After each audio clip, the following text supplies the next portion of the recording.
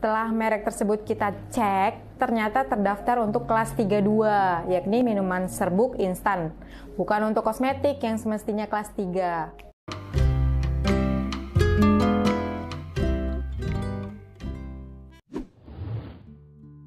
Perseteruan antara PS Glow dan MS Glow kini memasuki babak baru, di mana MS Glow harus membayar ganti rugi sebesar 37 miliar kepada PS Store Glow. Kasus ini dimenangkan oleh PS Store Glow karena sebelumnya digugat oleh MS Glow dengan alasan penciplakan merek dagang, hak kekayaan intelektual, atau HAKI.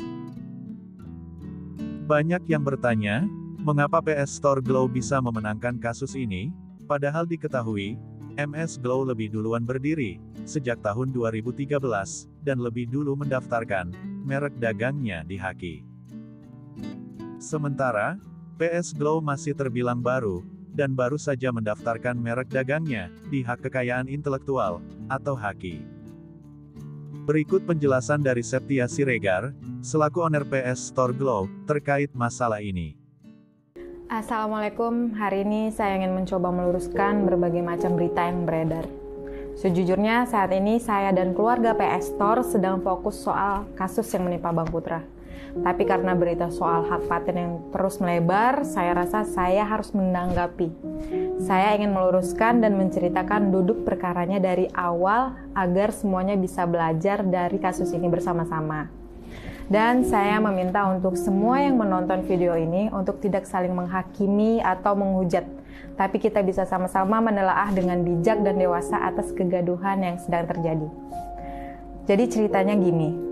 Awal tahun 2021, Bang Putra itu setuju untuk memfasilitasi tim untuk membuka lapangan pekerjaan di bidang kosmetika, yaitu kita kasih nama PS Store Glow. Jadi sebelum produksi di bulan Mei 2021, tim mendaftarkan mereknya dulu dong, PS Store Glow ke Dirjen HAKI untuk mendapatkan pengesahan sebagai merek kosmetik.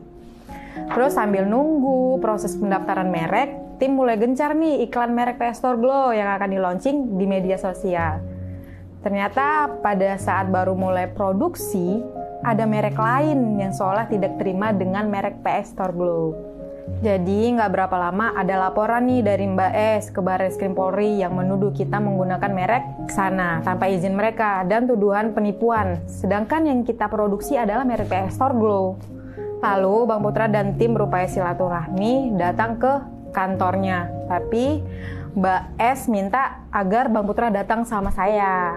Nah, jadi kita udah beberapa kali mediasi pertama, mediasi kedua, itu saya ingat banget waktu itu saya lagi gendong Aisyah bawa ke sana karena Aisyah kebetulan masih ASI, jadi saya harus bawa Aisyah kemana-mana.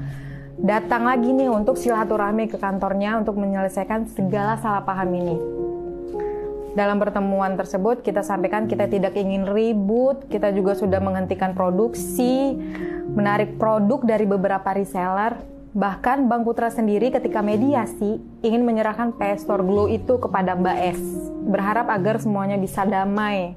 Tetapi upaya damai tersebut gagal lantaran permintaan dana yang sangat besar. Jadi pas malamnya kita mediasi dan ternyata gagal, besoknya Bang Putra dan tim kita jadi tersangka. Tapi alhamdulillahnya HAKI kita keluar karena PS Store Glow sendiri itu tidak sama dengan merek sana. Akhirnya Barreskrim pun menghentikan penyidikan dan sudah SP3. Sampai sini kami pikir sudah selesai, ternyata belum. Nah, setelah SP3 dan pemberhentian penyidikan, produksi juga sudah berhenti atas permintaan mereka. Ternyata ketika kita umroh, Mbak S mengajukan gugatan pembatalan merek PS Store Glow kepada kita pada pengadilan niaga di Medan dengan alasan menyerupai merek mereka. Lalu Majelis Hakim Medan mengabulkan gugatan Mbak S dengan pertimbangan 1. Merek PS Store Glow dia anggap menyerupai merek sana. Dan yang kedua, upaya pendaftaran PS Store Glow dianggap mendompleng produk sana yang sudah terkenal. Sedangkan pada kenyataannya, siapapun pasti paham banget deh bahwa merek PS Store Glow itu beda banget dengan mereknya Mbak S. Sedangkan merek Mbak S belum sekalipun mempunyai produk Jadi bagaimana kita bisa dianggap mendompleng produk mereka, sedangkan mereka tidak pernah berproduksi. Nah, kalian pasti pada bingung kan? Oke, biar aku jelasin. Jadi, merek kosmetik yang selama ini diproduksi mereka, setelah merek tersebut kita cek, ternyata terdaftar untuk kelas 32, yakni minuman serbuk instan. Bukan untuk kosmetik yang semestinya kelas 3. Dan merek mereka yang terdaftar itu merek for cantik skincare di kelas 3. Tapi sayangnya mereka tidak memproduksi menggunakan merek tersebut. Mereka memproduksi menggunakan merek bukan for cantik skincare. Jadi kenapa manajemen menggugat balik di Pengadilan Surabaya? Itu sebagai bentuk upaya membela diri. Karena kita sudah berapa kali digugat, gugat lagi. Jadi ini bentuk pertahanan diri, bukan untuk bersaing atau untuk menjatuhkan merek lain, tapi lebih ke ngedefense